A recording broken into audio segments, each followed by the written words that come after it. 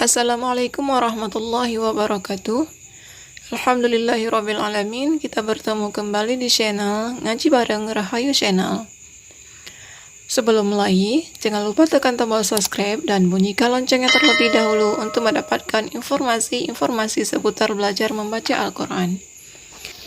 Baik, pada pertemuan kali ini kita akan melanjutkan belajar tajwid kita, yaitu mengenai mad iwad. Secara bahasa, mad artinya panjang, sedangkan iwad artinya pengganti. Nah, menggantikan apa sih di sini? Jadi, secara istilah, mad iwad ini adalah menggantikan fathatain atau fathah tanwin menjadi alif atau mad apabila diwakafkan atau diperhentikan. Dan bagaimanakah bisa terjadi mad iwad ini?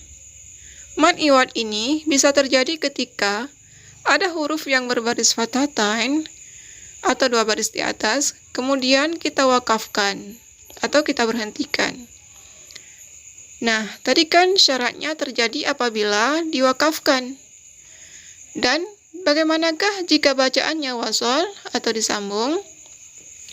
Nah, ketika bacaannya diwasol atau disambung, maka dia tidak jadi mad iwad. Dia tetap pada harakat fathah tanwinnya. Kemudian, bagaimana sih cara bacanya apabila kita menemukan mad iwad ini? Cara bacanya adalah yang pertama, fathatain atau fathah tanwin diganti menjadi fathah saja, atau dibaca satu baris saja harakatnya. Kemudian yang kedua, panjang bacaannya sebanyak satu alif atau dua harakat. Untuk lebih jelasnya, kita langsung ke contohnya. Misal di sini ada kata seperti ini, kabiron. Kalau misalkan bacaannya tidak diwakafkan atau tidak diberhentikan, maka bacanya kabiron. Kemudian langsung disambung dengan kata selanjutnya. Tetapi ketika kita wakafkan atau kita berhentikan, maka ini kita baca kabiro. Sekali lagi, kabiro. Panjangnya dua harakat, ya. Jadi di sini ada fathah tanwin atau fathatain diganti menjadi fathah saja. Tetapi tanwin ini diganti menjadi alif atau mad. Dan panjangnya sebanyak dua harakat atau dua ketukan. Lalu cara baca yang salah bagaimana? Contohnya, kabiro, kabiro.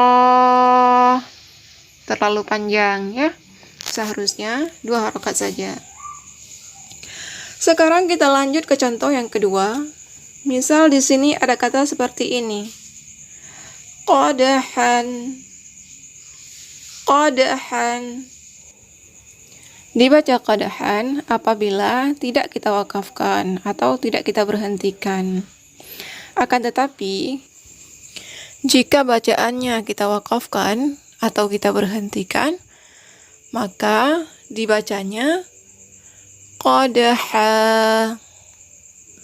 Sekali lagi, qadaha. Jadi di sini ha yang berbaris fathatain atau fathah tanwin diganti dengan fathah saja. Kemudian tanwinnya digantikan dengan alif atau bacaan panjang sebanyak dua harakat. Bacaan yang salah, misal qadaha. Sekali lagi, qadaha. Salah. Kepanjangan ya. Kemudian kita lanjut ke contoh yang ketiga. Misal di sini ada kata was-samaa'a binaa'a. Maka ketika disambung kita akan baca was-samaa'a binaa'an. Karena tanwin fathah, maka ketika berhenti, dia akan menjadi mad iwad. was-samaa'a binaa'a. Sekali lagi, was-samaa'a binaa'a. Panjangnya 2 harokat.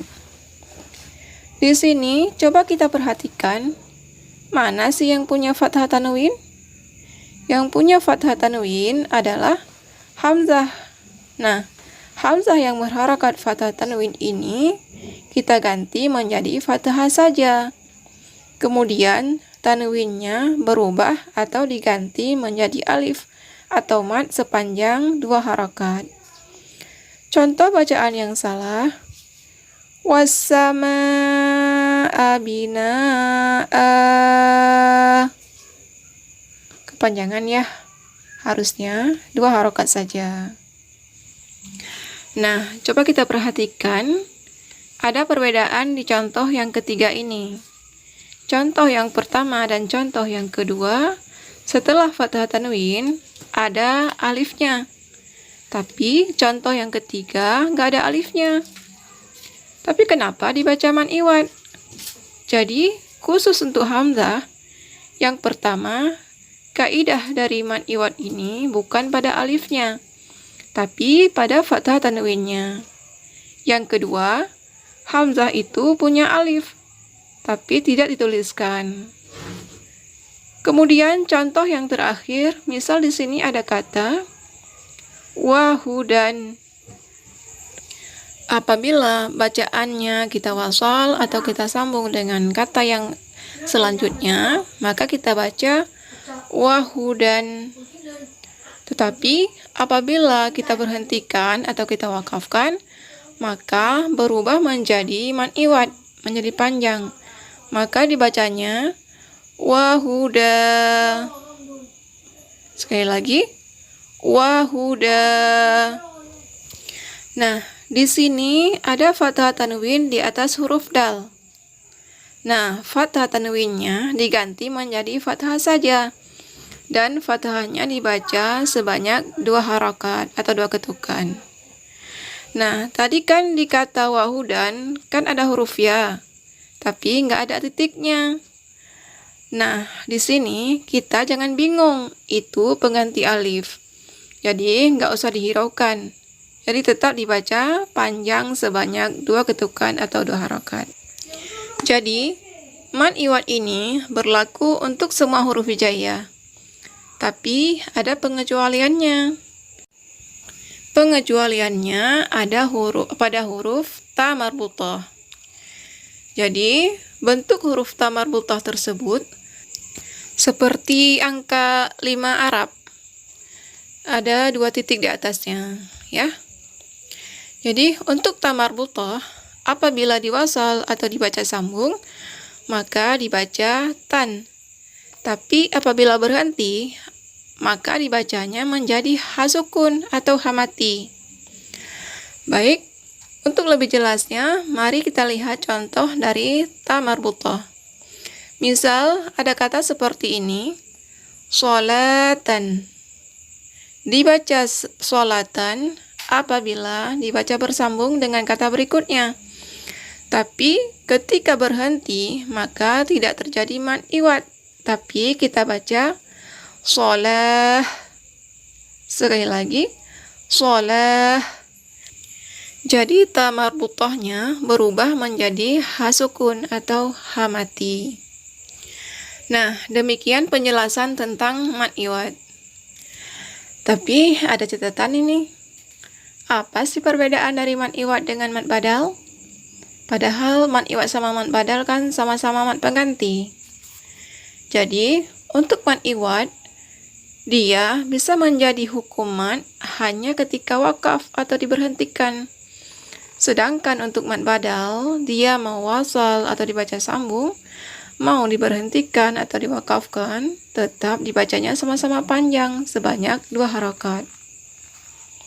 Nah, demikianlah untuk pertemuan kita kali ini. Mudah-mudahan bisa dimengerti dan bisa diterapkan dalam membaca ayat suci Al-Quran kita sehari-hari.